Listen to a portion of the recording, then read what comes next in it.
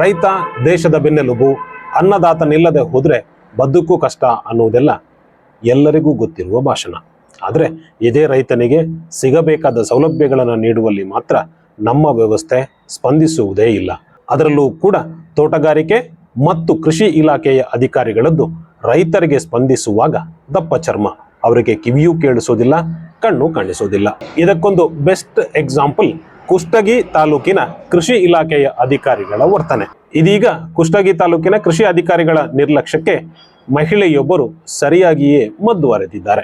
ಬೆಳೆಯನ್ನ ತಪ್ಪಾಗಿ ನಮೂದಿಸಿ ಬೆಳೆ ವಿಮೆ ಸಂದಾಯವಾಗುವುದನ್ನು ತಪ್ಪಿಸಿದ ಅಧಿಕಾರಿಗಳ ವಿರುದ್ಧ ಮಹಿಳೆಯೊಬ್ಬರು ಹೋರಾಡಿ ಬರಬೇಕಾಗಿದ್ದ ಮೊತ್ತವನ್ನು ಪಡೆಯುವಲ್ಲಿ ಯಶಸ್ವಿಯಾಗಿದ್ದಾರೆ. ಈ ಮೂಲಕ ನಿರ್ಲಕ್ಷ್ಯದ ಅಧಿಕಾರಿಗಳಿಗೆ ಬಿಸಿ ಮುಟ್ಟಿಸೋದು ಹೇಗೆ ಅನ್ನೋದನ್ನ ಉಳಿದವರಿಗೂ ತೋರಿಸಿಕೊಟ್ಟಿದ್ದಾರೆ. ಕುಷ್ಟಗಿ ತಾಲೂಕಿನ ಯಲ್ಲಮ್ಮ ಪಡುಚಿಂತಿ ಅನ್ನುವ ರೈತ ಮಹಿಳೆಯೊಬ್ಬರು 2018ರಲ್ಲಿ ಮುಂಗಾರು ಹಂಗಾಮಿನಲ್ಲಿ ಮೆಕ್ಕೆಜೋಳವನ್ನು ಬಿತ್ತನೆ ಮಾಡಿದ್ರು. 5 ಎಕರೆ ಹೊಲಕ್ಕೆ ಮೆಕ್ಕೆಜೋಳವನ್ನು ಬಿತ್ತನೆ ಮಾಡಿದ್ದ ಅವರು ಒಳ್ಳೆಯ ಫಸಲಿನ ನಿರೀಕ್ಷೆಯಲ್ಲಿದ್ರು.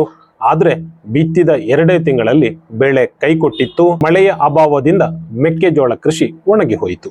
ಆದರೆ ಅಷ್ಟು ಹೊತ್ತಿಗಾಗಲೇ ಯಲ್ಲಮ್ಮ ಫಸಲ್ ಬಿಮಾ ಯೋಜನೆಯಲ್ಲಿ ಕಟ್ಟಬೇಕಾಗಿದ್ದ ಕಂತನ್ನ ಪಾವತಿಸಿದ್ದರು. ಮೆಕ್ಕೆಜೋಳ ಕೃಷಿ ಒಣಗಿ ಹೋಯಿತು ಅಂತ ಕೈಕಟ್ಟಿ ಕೂರುವ ಹಾಗಿರ್ಲಿಲ್ಲ. ಹೀಗಾಗಿ ಮೆಕ್ಕೆಜೋಳ ಕೃಷಿಯನ್ನ ನೆಲಸಮ ಮಾಡಿದ್ರು. ಅದೇ ಜಾಗದಲ್ಲಿ ಅವರು ಶೇಂಗಾವನ್ನ ಬಿತ್ತಿದ್ರು. ಇಷ್ಟು ಹೊತ್ತಿಗೆ ಸ್ಥಳಕ್ಕೆ ಬಂದ ಅಧಿಕಾರಿಗಳು ಅಲ್ಲಿ ನೋಡಿದ್ದು ಮೆಕ್ಕೆಜೋಳ ಕೃಷಿಯಲ್ಲ, ಬದಲಾಗಿ ಶೇಂಗಾ ಕೃಷಿಯ ಚಟುವಟಿಕೆ.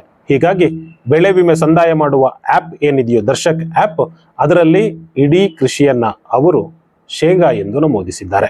ಯಾವಾಗ ದರ್ಶಕ್ ಆ್ಯಪ್ನಲ್ಲಿ ಅಧಿಕಾರಿಗಳು ಬೆಳೆಯನ್ನು ತಪ್ಪಾಗಿ ನಮೂದಿಸಿದ್ದಾರೆ ಅನ್ನೋದು ಯಲ್ಲಮ್ಮ ಅವರ ಗಮನಕ್ಕೆ ಬಂತು, ತಕ್ಷಣ ಅವರು ನಿಯಮಾನುಸಾರವಾಗಿಯೇ ಅದೇ ಆ್ಯಪ್ನಲ್ಲಿ ಆಕ್ಷೇಪಣೆಯನ್ನು ಕೂಡ ಸಲ್ಲಿಸಿದ್ದಾರೆ. ಬೆಳೆ ಸಮೀಕ್ಷೆ ವಿಚಾರಕ್ಕೆ ಸಂಬಂಧಪಟ್ಟಂತೆ ಅಧಿಕಾರಿಗಳು ತಪ್ಪಾಗಿ ಬೆಳೆಯನ್ನು ನಮೂದಿಸಿದ್ದಾರೆ.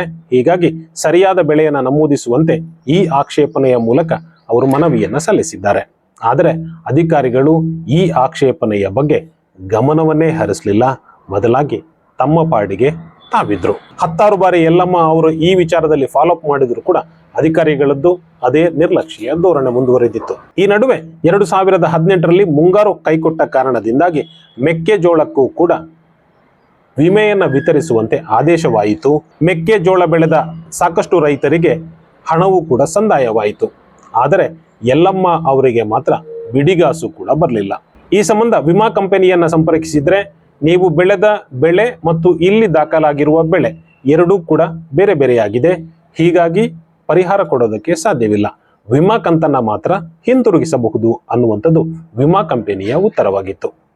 ಹೀಗಾಗಿ ನಿಯಮ ಅನುಸಾರ ತನಗೆ ಬರಬೇಕಾಗಿರುವ ಹಣ ಸಂದಾಯವಾಗಲೇಬೇಕು ಅನ್ನುವ ನಿಟ್ಟಿನಲ್ಲಿ ಹೋರಾಟಕ್ಕೆ ಮುಂದಾದರೂ ನಿರ್ಲಕ್ಷ್ಯ ತೋರಿದ ಅಧಿಕಾರಿಗಳಿಗೆ ಬಿಸಿ ಮುಟ್ಟಿಸೋದಕ್ಕೆ ಕೃಷಿ ಇಲಾಖೆಯ ಆಯುಕ್ತರ ಕಚೇರಿಯ ಬಾಗಿಲು ತಟ್ಟಿದ್ರು. 2018ರಿಂದ ಪ್ರಾರಂಭವಾದ ಹೋರಾಟ ಇತ್ತೀಚೆಗೆ ತಾರ್ಕಿಕ ಅಂತ್ಯವನ್ನು ತಲುಪಿದೆ.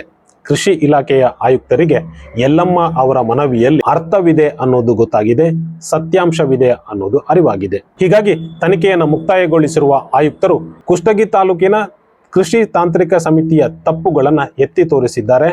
ಕೃಷಿ ಇಲಾಖೆಯ ಈ ತಾಂತ್ರಿಕ ಸಮಿತಿಯ ಎಡವಟ್ಟಿನಿಂದಾಗಿಯೇ ಯಲ್ಲಮ್ಮ ಅವರಿಗೆ ಅನ್ಯಾಯವಾಗಿದೆ. ಹೀಗಾಗಿಯೇ ಕುಷ್ಟಗಿ ತಾಲೂಕಿನ ಕೃಷಿ ತಾಂತ್ರಿಕ ಸಮಿತಿಯು ಯಲ್ಲಮ್ಮ ಅವರಿಗೆ 93,708 ರೂಪಾಯಿ ಬೆಳೆ ಪರಿಹಾರವನ್ನ ಕೊಡಬೇಕು ಅಂತ ಆದೇಶಿಸಿದ್ದಾರೆ.